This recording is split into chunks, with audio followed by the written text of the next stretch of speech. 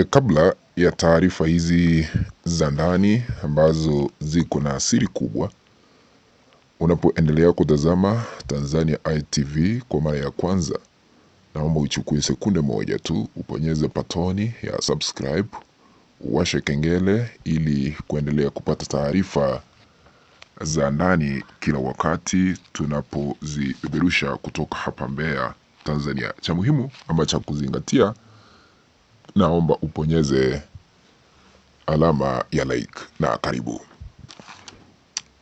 Wasiwasi mkubwa umeweza kutanda katika taifa letu la Tanzania baada ya Rais Samia Suluhu Hassan kutoroka na kujificha baada ya kutangaziwa kuondolewa mamlakani juu ya madeni ambayo Tanzania inamiliki sasa hivi ambayo yanastahili kulipwa.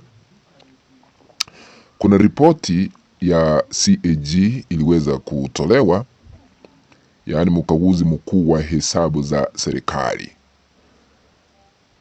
Ripoti hii iliweza kuwasilishwa kwa Rais Samia Suluhu Hassan na ikatangaza hadharani kwamba taifa letu la Tanzania lina deni la taifa sasa trilioni, sikiza vizuri, sio bilioni, trilioni 110 ambazo Watanzania wanastahili kulipa, kumaanisha tutapandishiwa kodi ili kulipa trilioni hizi. Cha kushangaza zaidi, mabilioni ya pesa yamepotea chini ya uongozi wa Samia Suluhu Hassan. Mashirika mbalimbali, taasisi za serikali, wizi wa mabilioni yameonekana. Na sasa hivi hata shirika lile la ndege limepoteza bilioni 197, bilioni 197 kwa mwaka, kulingana na ripoti ile ambayo imetolewa na mkaguzi mkuu wa hesabu za serikali. Sasa Watanzania wamekasirika.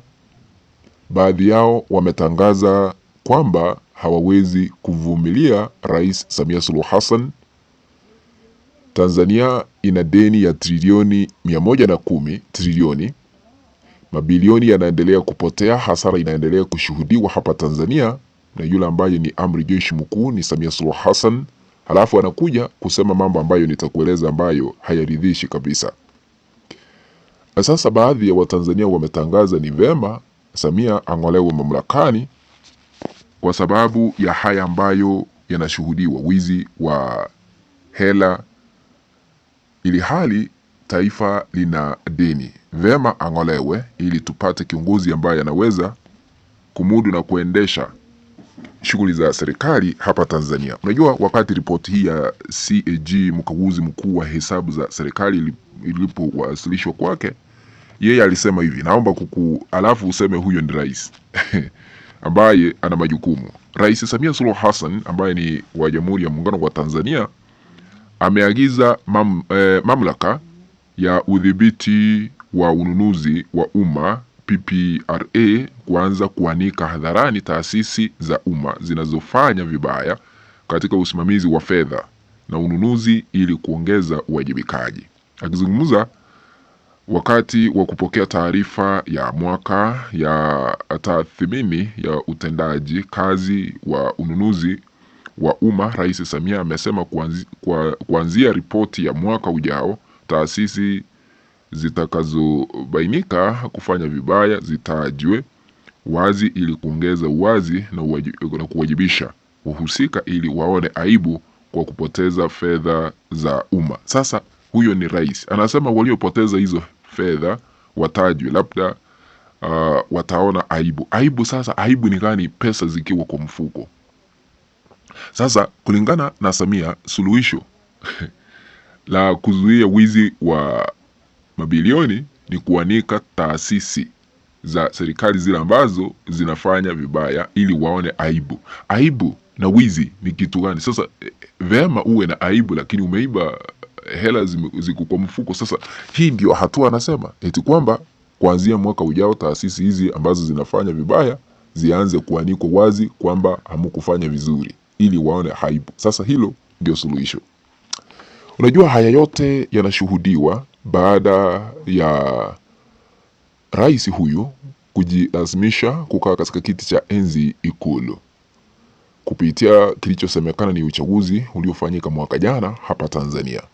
Akajichagua yeye mwenyewe, akazima mitandao, akazima intaneti, akazima nguvu za umeme, akaambia tume ya uchaguzi imtangaze kwa 98%. Sasa ameanza kuyapitia. Wana CCM wakajichagua, viongozi wameanza kuaga dunia, wabunge, madiwani, jeshi la polisi wanaaga dunia kiholela kama kuku. Madeni ndio hayo, trilioni 110. Mabilioni ya fedha yanaendelea kupotea kila wakati, kila dakika mabilioni yanapotea hapa Tanzania.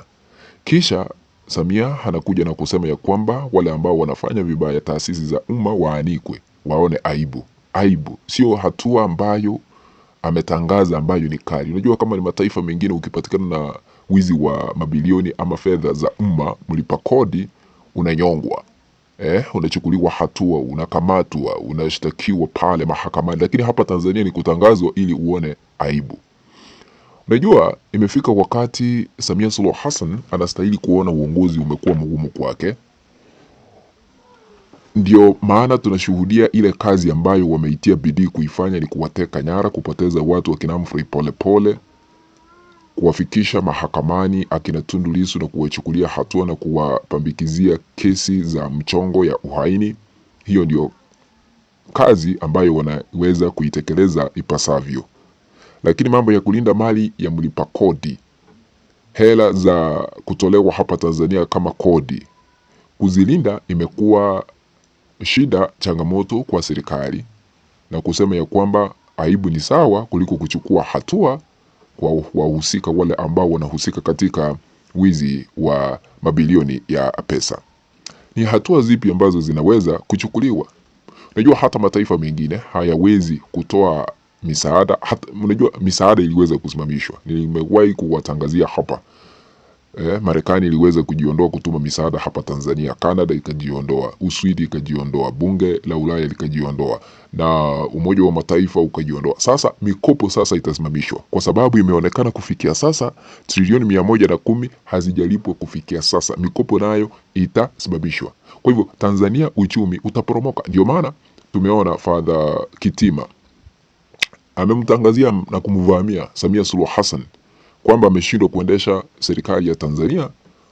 Amemvamia akiwa Ikulu kabisa, kufuatia yale ambayo tunashuhudia hapa Tanzania. Kisha baadaye mnasema dini iko na nini, iko na vitina kwa rais wa ambaye ni Muislamu, lakini wakati anaambiwa ukweli halisi wa mambo. So vile inaonekana Samia ameshindwa kusimamia taifa hili ipasavyo na anastahili kuondoka mamlakani ili tupate yule ambaye anastahili kuongoza taifa letu la Kenya ili kulipa hizi madeni na hatua kali kuchukuliwa dhidi ya wale ambao wanajihusisha katika wizi wa hela katika taifa letu la Tanzania. Maana penye tumefika ni babaya. Kufikia hapo mtazamaji, naomba kutamatishia kanda hii, nitaileta ingine baadaye.